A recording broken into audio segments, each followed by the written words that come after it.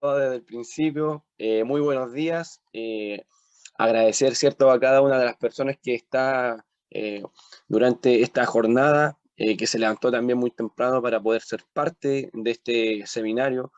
Me voy a disculpar un poco, estoy un poco difónico, he estado trabajando bastante con mi voz durante estos días, sobre todo estamos con la Teletón acá en Chile, acá en Temuco, me tocó animar ayer, pero lo importante es que hoy día también estamos ya al 100% para poder dar inicio a este tremendo seminario, como lo decía, liderado por AFAS, Actividad Física, Movimiento y Salud, liderado también por nuestro amigo Argel.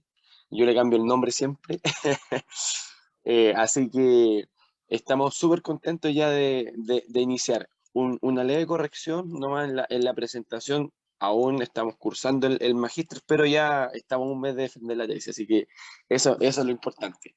Con relación a lo mismo, lo que vamos a poner y lo que vamos a explicar en el día de hoy tiene que ver también con relación al estudio que yo estoy haciendo para poder optar, ¿cierto?, al grado de magíster, que ya queda muy poquito.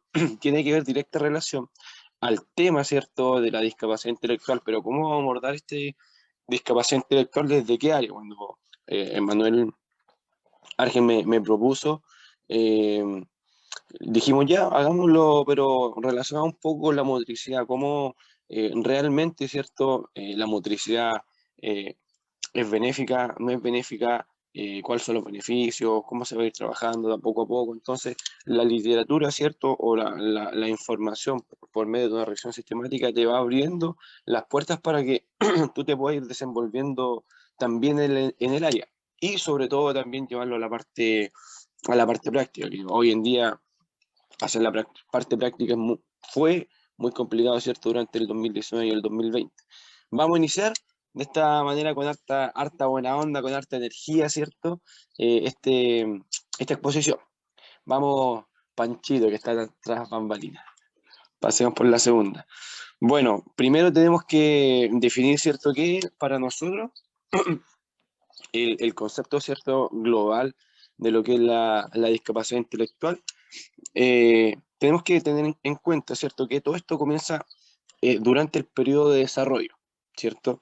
Y que incluye un déficit del funcionamiento tanto intelectual como adaptativo. La conducta adaptativa también es súper importante llevarlo a cabo en los dominios conceptual, social y práctico. Social y práctico. Esto es por la APA, ¿cierto?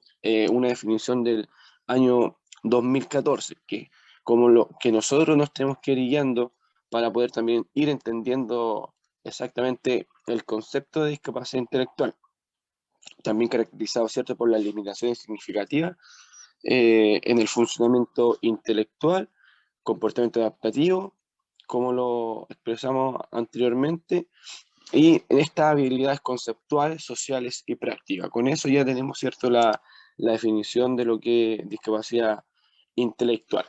Ahora, de esta cierta definición de discapacidad intelectual, tenemos que ir avanzando y entrando a la parte motricidad. Entonces, siguiente diapo, Panchito.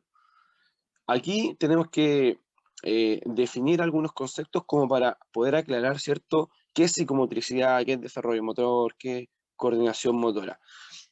Como una definición llevado, ¿cierto?, a la actividad física, llevado a la actividad física adaptada, ¿cierto?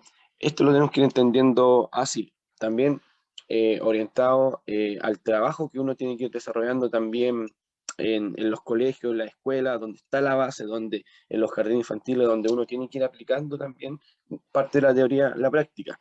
La motricidad la podemos ir definiendo, o la psicomotricidad la podemos ir definiendo de la siguiente manera. La psicomotricidad muchas veces, ¿cierto?, favorece, o siempre favorece, primero el desarrollo integral de la persona. Desde la niñez, a través de ella el individuo desarrolla primero las habilidades y destrezas en tres niveles: intelectual, emocional y social, ¿cierto? Ahora, tenemos que ir definiendo cada uno de estos niveles. Por ejemplo, a nivel motriz, la psicomotricidad primero favorece, ¿cierto?, el dominio de los movimientos corporales. Me voy a expresar, me voy a mover, tengo que expresar, tengo que liberar, entre comillas, ¿cierto?, esa energía como para poder irme desenvolviendo en diferentes entornos, sobre todo en la educación física o en la vida cotidiana. A nivel social, dentro de la psicomotricidad, promover el trabajo en equipo. Es que es lo vital, es lo fundamental. Poder relacionarme, ¿cierto? Y tener relaciones interpersonales. Eh, Después, la autonomía, ¿cierto? Yo cómo me voy a enfrentar a situación y cómo también yo, entre comillas, voy liderando o cómo le voy dando solución a esos problemas que se me van presentando. Y lo más importante también, la motivación a relacionarse primero con el medio que lo rodea y por último, también tenemos el nivel afectivo, ¿cierto? O emocional. Y aquí favorece, claro, considerablemente lo que es el desarrollo emocional, lo tenemos que tener en consideración, ya que al ir adquiriendo, ¿cierto? Lo importante de estas habilidades y destrezas, vamos incrementando primero el sentimiento de confianza y de seguridad. Entonces, la psicomotricidad la tenemos que entender entonces en el nivel motriz, cognitivo, social, y también darle un poco del carácter afectivo. Teniendo esto claro, ya le podemos dar un rodaje, ¿cierto?, a nuestro niño para que vaya adaptando estos conceptos. Después, tenemos que tener claro más o menos, ¿cierto?, lo que es el desarrollo motor. Aquí yo voy a citar a Gallagher y Osman, ¿cierto?, en el 2005, que no hablan sobre el desarrollo motor. Es un desarrollo primero organizado a través de etapas evolutivas, ¿cierto? Desde la niñez, desde la infancia, de la juventud, adultez, vejez, uno va desarrollando, ¿cierto?, la motricidad, o muchas veces a veces la va perdiendo, dependiendo de cómo uno vaya, eh, vaya asimilando durante la etapa de tu vida ese desarrollo motor. Eh, entonces, este es un desarrollo motor que es un fenómeno implícito, ¿cierto? Está dentro en la vida de todas las personas, permitiendo primero la ejecución de los actores motores necesarios para actividades ofertadas diariamente. Y también Gallagher y Osman en el 2005 también afirman que este desarrollo de las habilidades motoras básicas ocurre desde los 6 años de edad hasta los 10 años de edad, como el desarrollo así como el PIC, ¿cierto? Donde uno tiene que entregarle el mayor estímulo posible para poder ir perfeccionando estos elementos.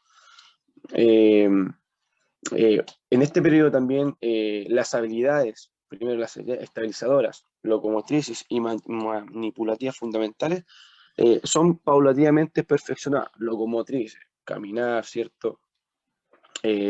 Correr, etcétera, manipulativa en el control de objetos, estabilizadora en el equilibrio, ¿cierto? La coordinación, etcétera. Entonces, cada vez que uno va perfeccionando, va combinando y va elaborando esto, cada vez las situaciones van siendo más exigentes y uno tiene un mejor desarrollo motor a lo largo de la vida. Ahora, el último concepto que nosotros tenemos que tener también en consideración, la coordinación motriz. La coordinación motriz, primero, es un proceso evolutivo complejo de adquisición progresiva, paso a paso, que provoca muchas veces una controversia en cuanto a su alcance, a sus límites y a sus contenidos, la coordinación motriz.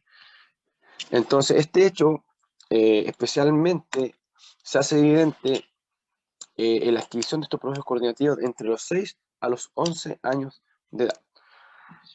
Sigamos, Panchito.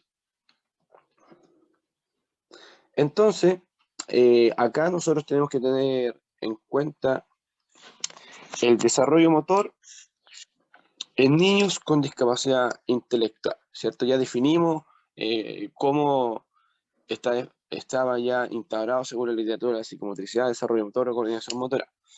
Pero el desarrollo motor en niños con discapacidad intelectual muchas veces va siendo más lento, ¿cierto? Por la misma patología que presentan las personas. Bueno, aquí lo podemos definir. La APA en el 2014 dice, en su quinta edición, el Manual de Diagnóstico Estadístico de Trastornos Mentales, American Psychiatric Association, apenas cambió, ¿cierto?, en sus criterios y el trastorno de las habilidades motoras pasa a una categoría más amplia de los trastornos motores. Son nuevos criterios para diagnosticar. Primero, los trastornos de desarrollo de la coordinación son los siguientes. La adquisición y ejecución, ¿cierto?, de habilidades motoras coordinadas está muy por debajo de lo esperado para la edad cronológica del individuo y la oportunidad de aprendizaje y el uso de las aptitudes. Las dificultades primero se manifiestan como torpeza. Por ejemplo, dejar caer o chocar con objetos, así como lentitud e imprecisión en la realización de habilidades motoras. Coger un objeto, utilizar las tijeras, ¿cierto? O los cubiertos, escribir con la mano, montar en bicicleta, participación en diferentes deportes, ¿cierto? Entonces la adquisición y ejecución de habilidades motoras coordinadas está muy por debajo de lo esperado para la edad cronológica del individuo. Eso dejarlo establecido. B, o nos vamos con la 2, dice, el déficit, ¿cierto?, de actividades motoras del criterio A, o sea, del primer punto, interfiere de manera significativa y persistente con las actividades de la vida eh, apropiadas para la edad cronológica. Por ejemplo, el cuidado y mantenimiento de uno mismo y afecta la productividad académica escolar, las actividades pre-vocacionales y vocacionales, tanto como en el ocio, también como en el juego. Otro punto importante son los síntomas que comienzan en las primeras fases del periodo del desarrollo. Nos tenemos que ir dando cuenta, ¿cierto?, que, por ejemplo, si hay un niño con TEA, no se presentan en los 3 primeros años, el TEA se puede ir desarrollando, ¿cierto?, a medida que va creciendo el niño, y ahí tenemos que ir identificando esos puntos que no va a ir dando, ya hay un retraso entonces en el desarrollo motor, quizás porque tiene este síndrome asociado, ¿cierto? O también tiene la presencia también del T asociado que a principio no lo vamos a diagnosticar, pero después lo vamos a ir percibiendo con las conductas. Y por último, las deficiencias de las habilidades motoras no se explican mejor, primero por la discapacidad intelectual, ¿cierto? Por el trastorno de desarrollo intelectual o deterioros visuales. Y se pueden atribuir a una afección neurológica que altera el movimiento. Por ejemplo, una parálisis cerebral, una distrofia muscular o también puede ser un trastorno degenerativo. Entonces ahí tenemos que ir jugando, ¿cierto? Y estar alerta para ir viendo cómo vamos a hacer ese desarrollo, ¿cierto? Motor, y cómo vamos a detectar, cómo vamos a ir evaluando y saber si yo le aplico un juego, si le aplico 100% ejercicio físico, lo llevo a la actividad física adaptada, cómo eso van a ser los beneficios para que yo pueda eh, desarrollar y que no solamente el niño, no puedo hacer nada. No, tengo que estimularlo y cómo lo voy a ir haciendo. Eso lo vamos a ir explicando más adelante. Siguiente Panchito. Bueno, acá tenemos que profundizar. Yo voy a profundizar porque en discapacidad intelectual tenemos una lista enorme, ¿cierto?, de trastornos como de síndrome. Aquí yo me voy a eh, frenar, ¿cierto?, en 3, que vamos a ir viendo a medida que vamos avanzando en esta presentación. Lo primero que es el síndrome de Down, ¿cierto? Después tenemos el X frágil, ¿cierto? Y por último tenemos el TEA. Vamos a ir explicando primero, dejar nomás la imagen Panchito, lo que es el síndrome de Down, ¿cierto? Ir explicando que es una anomalía cromosómica de la trisonomía 21, para que quede claro.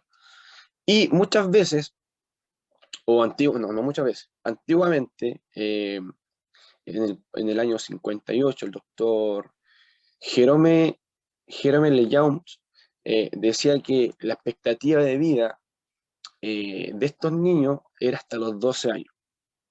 Pero actualmente sabemos que esto no es así, que los niños o las personas con síndrome de Down duran o tienen expectativa de vida hasta los 60 años. Eh, Eso es por la calidad de vida que uno le va dando, ¿cierto?, durante su desarrollo, las mejoras sustanciales que se van generando en las actividades cotidianas, etcétera. Podemos ver hoy en día personas con síndrome de Down trabajando, ¿cierto?, bueno, en una administración, por ejemplo, acá en Temuco, en la clínica alemana, en atención al cliente, trabaja una persona con síndrome de Down, dentro de su coeficiente intelectual quizás puede ser leve, pero está trabajando, está siendo incluido. Síndrome de Down. El síndrome X frágil o X frágil. Bueno, esto es muy sencillo. ¿Cómo se origina el síndrome X frágil, cierto? Está causado por una modificación de un gen en especial, ahí se puede ver, del FMR1, situado en el cromosoma X, abajito. Dicho gen, cierto, está compuesto por un número de repeticiones del trinucleótido, así se llama, trinucleótido CGG, citosina, guanina. Además, también es responsable de codificar y producir la proteína FMRP. Por lo tanto, este síndrome lo origina la falta de la proteína FMRP responsable del correcto desarrollo del sistema nervioso y esencial intelectual. ¿Ya? La enfermedad, ¿cierto?, es causada por un gen específico, el frágil, y por lo tanto está dentro, ¿cierto?, de la discapacidad intelectual. Eh, Ahora, las personas que tienen solamente un pequeño cambio en el gen no tienen síntomas de X-frágil. Las personas mayores pueden tener síntomas severos. Entonces, este síndrome puede ser de leve, moderado,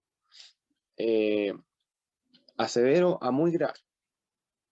Uno lo puede ir evaluando dependiendo, ¿cierto?, de cómo se vaya dando. Estas personas presentan problemas en su coeficiente intelectual, ¿cierto? Problemas de aprendizaje, también problemas emocionales y sociales, problemas con el habla y también con el lenguaje, especialmente, como se dice, en adolescente masculino. A nivel psicomotor, donde nosotros vamos a ir, hay un retraso primero de los patrones motrices básicos como arrastrarse, gatear, andar, correr, y también en habilidades motrices físicas, en este caso causados por la hipersensibilidad, ¿cierto?, de las vías sensoriales y la dificultad también en el procesamiento sensorial. Presentan físicamente difusión del tono muscular, hiperlongitud y rigidez en las articulaciones. Coordinación del movimiento ineficaz, control motriz ineficaz, baja integración del esquema corporal, son cosas que van presentando. Hiperactividad y también en los movimientos estereotipados, movimientos torpes. El TEA, el trastorno del espectro autista, TEA. Bueno, aquí es una afección neurológica y el desarrollo comienza en la niñez y dura toda la vida. ¿Ya? Una afección neurológica, su desarrollo comienza en la niñez y dura para toda la vida. Afecta a una persona, afecta a la persona primero en el comportamiento, cómo interactúa con los otros, cómo se comunica y también cómo va aprendiendo. Este trastorno antiguamente lo separaban, ¿cierto?, en lo que era el Asperger, pero hoy en día el trastorno es generalizado del desarrollo. Entonces, todo se mete, ¿cierto?, dentro de lo que es el TEA. Avancemos, Panchito.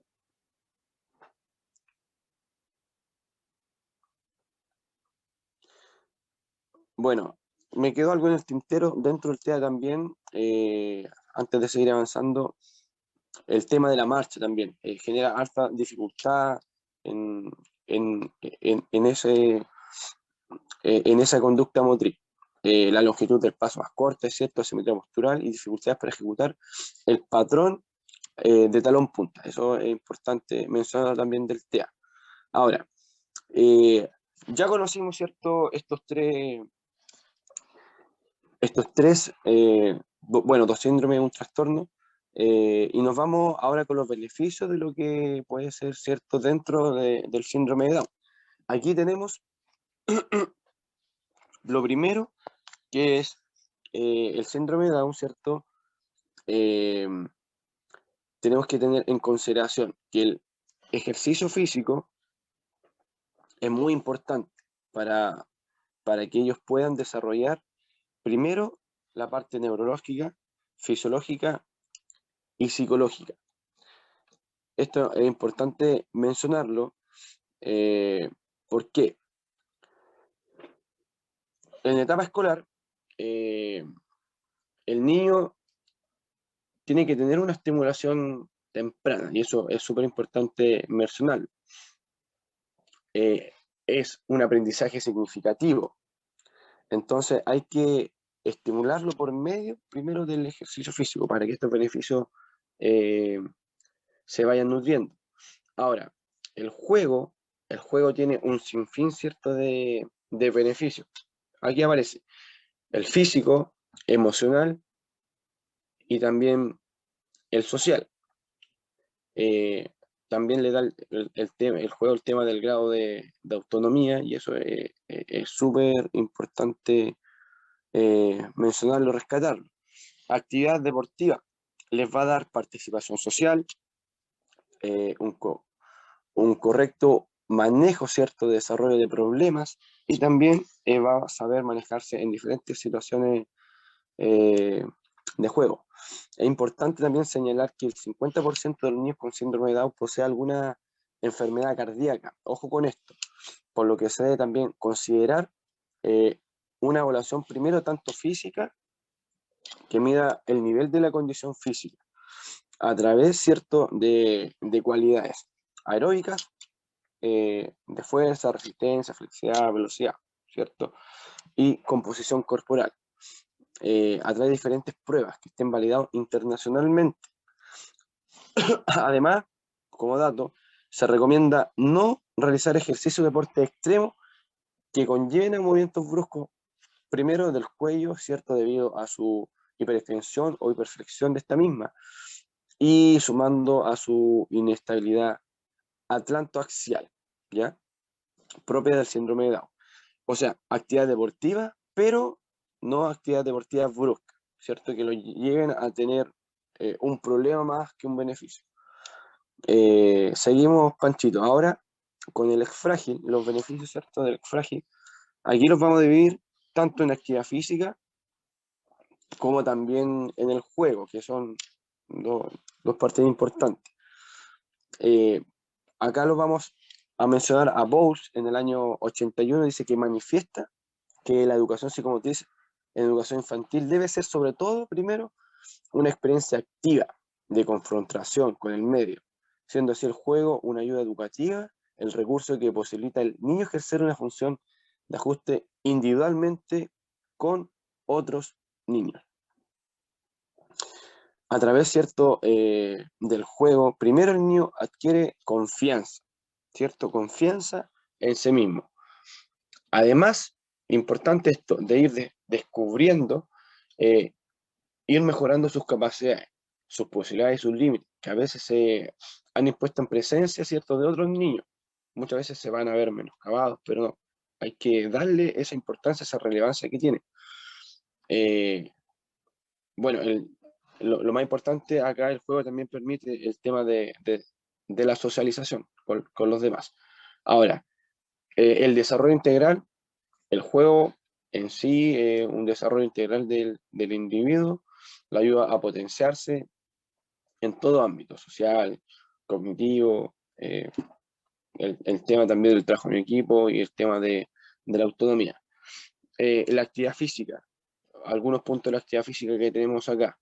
Mejora, ¿cierto?, la autoestima, reduce, ¿cierto?, los síntomas de ansiedad y depresión, mejora la habilidad del lenguaje, como están mencionadas, motriz en la postura, etcétera.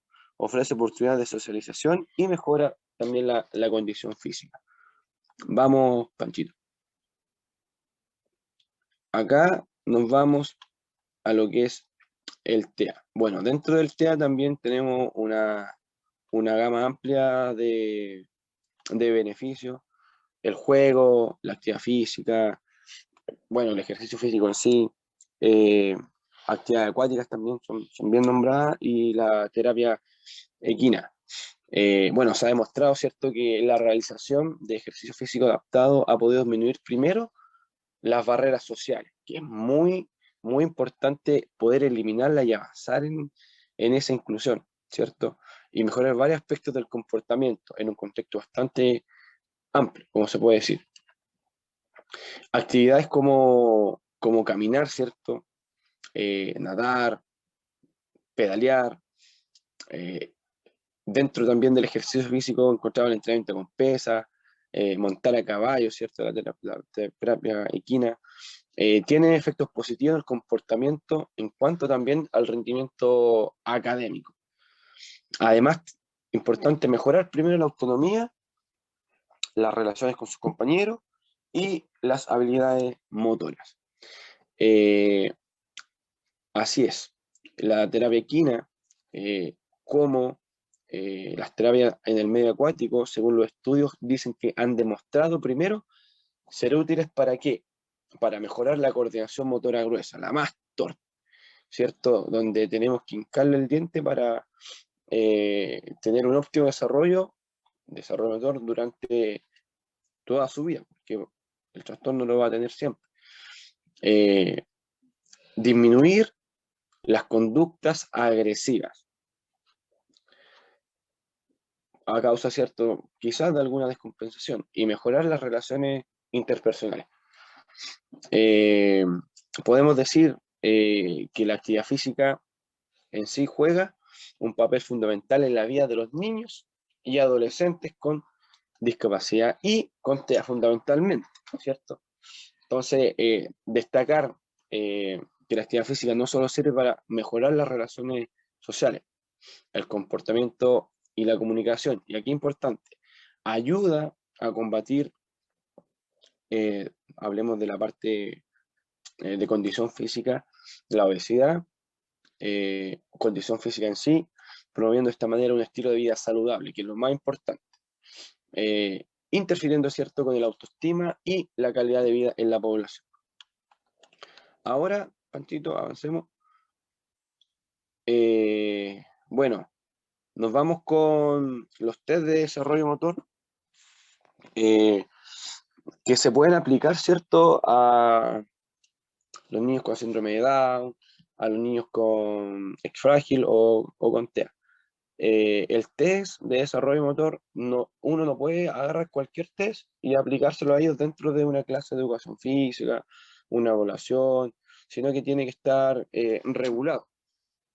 Entonces, como dice acá, dice, es necesario, ¿cierto?, tener presente que para la educación física, el estudio y la evaluación del desarrollo motor tiene como objetivo describir, explicar y optimizar las competencias motrices a lo largo del ciclo vital humano. Además, como misión de dicha evaluación del desarrollo motor se encuentra el favorecer la competencia motriz de los escolares. Esto lo dice Ruiz, Linaza y Peñalosa en el 2008.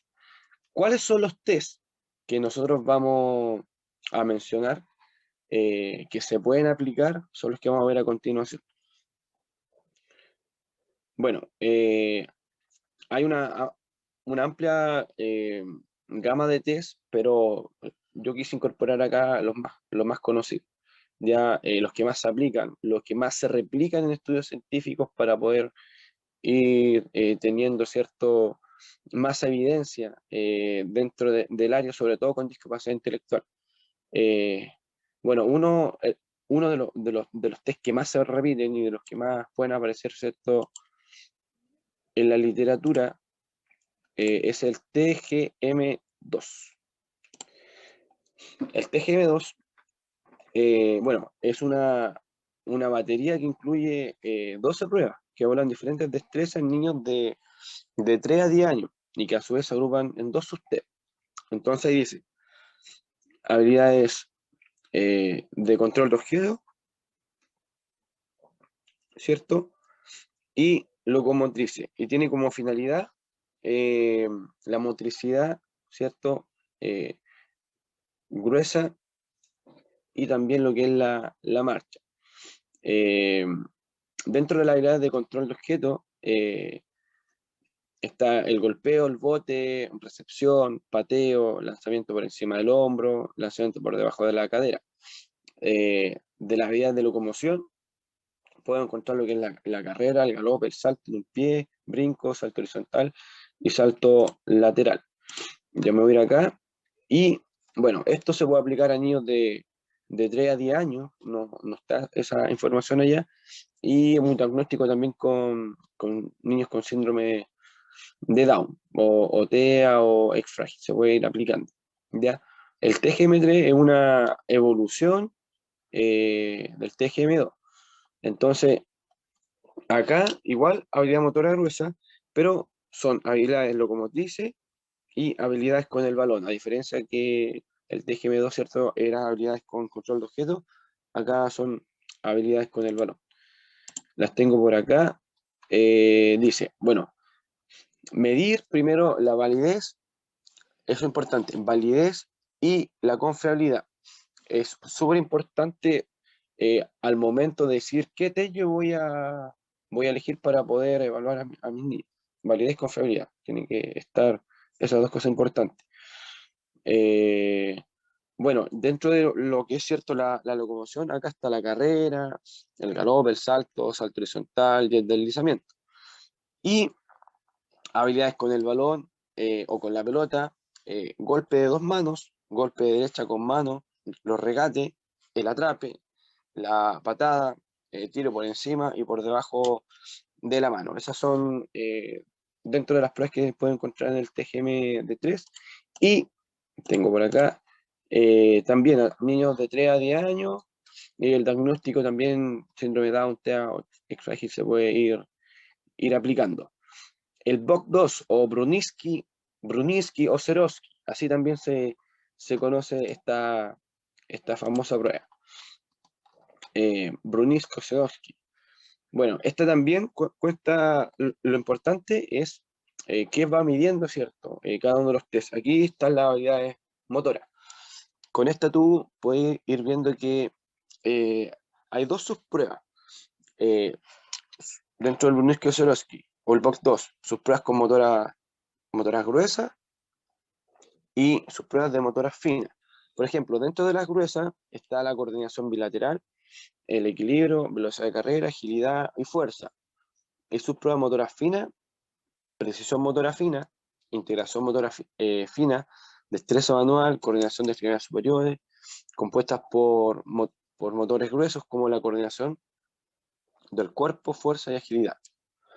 Eh, el control manual fino, dibujar línea a través de trazado, cortar y copiar formas, son cosas que se van a ir dando.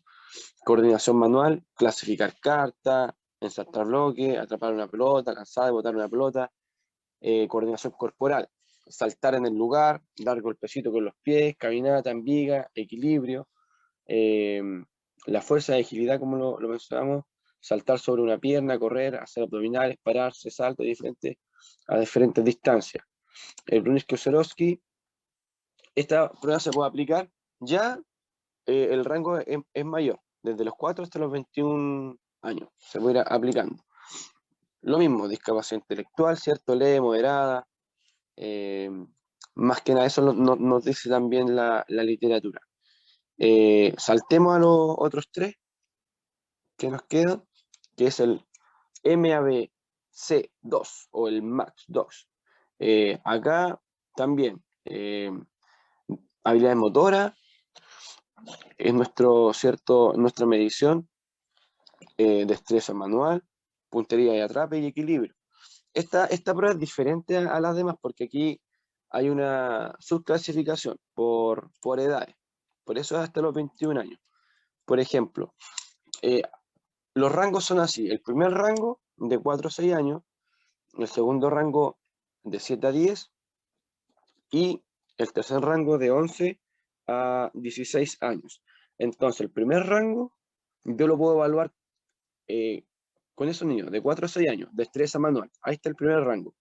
El segundo rango de 7 a 10 años eh, tiene que ver con el tema de la puntería y atrape. Y eh, el de... Sí, a ver, espera, sí, ahí está. Entonces ahí yo voy viendo, ¿cierto? Los diferentes rangos y también cómo yo voy a ir aplicando este test. Y por último tenemos, no, antes de último, el PDM S2 no es tan conocido, pero esto también medimos habilidad motora. Aquí pueden ser reflejos, respuestas motoras, estática, locomoción, manipulación de objetos, prehensión, coordinación visomotora. Y esto se aplica una edad más estrecha desde los 0 hasta los 5 años. Discapacidad leve, discapacidad intelectual leve o moderada, ya de 0 a 5 años, el PDMS2. Y terminamos con el KTK.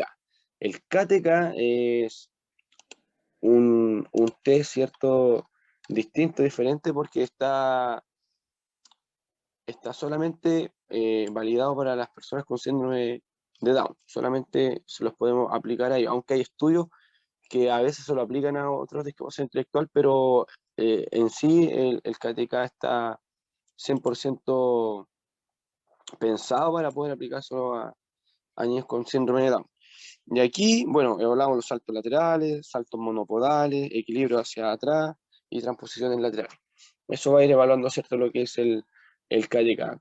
Estos son los 6 test más conocidos, más famosos que ustedes pueden buscar, googlear también, ¿cierto? O buscar dentro también de la revista científica cómo se van desarrollando los estudios en base a esto. Y también lo pueden ir aplicando lo más importante en la práctica con sus alumnos, en, en las clases de educación física, ¿cierto? En sus talleres deportivos, etc.